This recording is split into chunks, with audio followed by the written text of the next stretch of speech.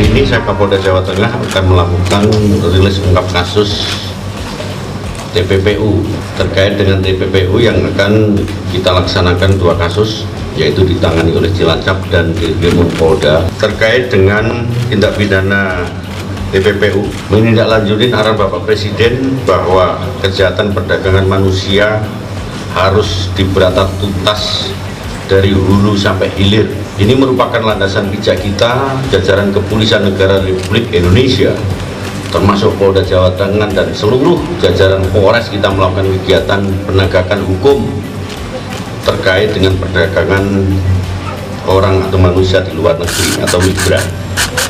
Yang pertama, TKP di Cilacap ada 2 tindak pidana perdagangan orang, yaitu dengan tersangka Saudara S atau Suranta dan Taryono, di mana tersangka ini merupakan perekrut dari 165 orang yang telah direkrut oleh Saudara S dan T, kerugian hampir 2,5 M, yang ini dijanjikan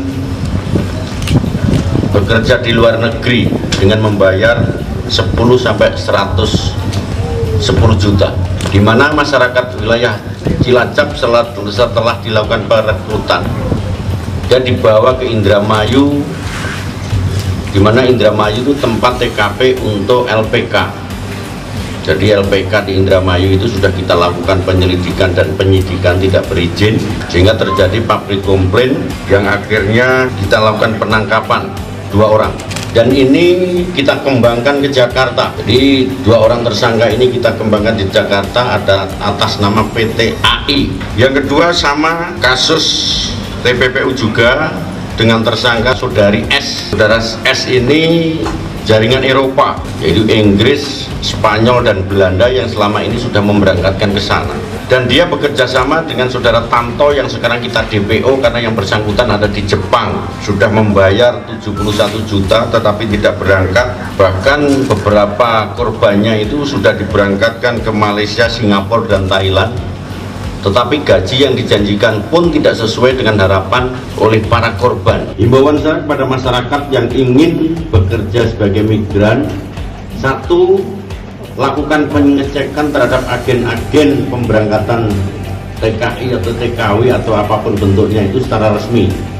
Yang kedua, kerjasama dengan Dinas Tenaga Kerjaan biar masyarakat kita tidak salah arah, yang di situ akan timbul suatu penipuan dan lain sebagainya yang ini akan meresahkan masyarakat. Bapak Kapolri telah mengimbau kita untuk bertindak tegas siapapun yang akan terlibat di dalamnya. Kualitatif sama, kita akan tindak tegas masyarakat siapapun yang terlibat, karena ini sangat meresahkan tidak hanya dunia ini di Indonesia tetapi menjadi perhatian dunia internasional terkait dengan perdagangan orang itu sendiri. Bahwa seperti apa yang disampaikan oleh Pak Kapolda tadi, bahwa pelaku TPPU ini berkedok untuk menempatkan pekerja migran Indonesia ke luar negeri.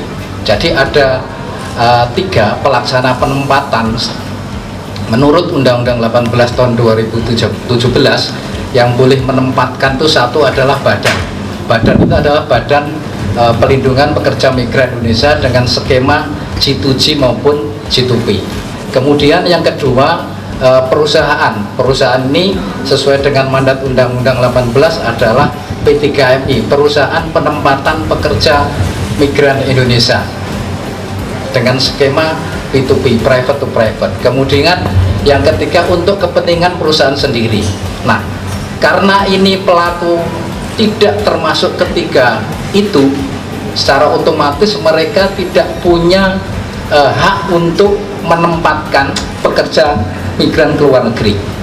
Jadi LPK itu hanya melatih dan untuk menyiapkan kompetensinya, tidak boleh menempatkan apalagi dengan menarik sejumlah uang untuk proses pemberangkatan.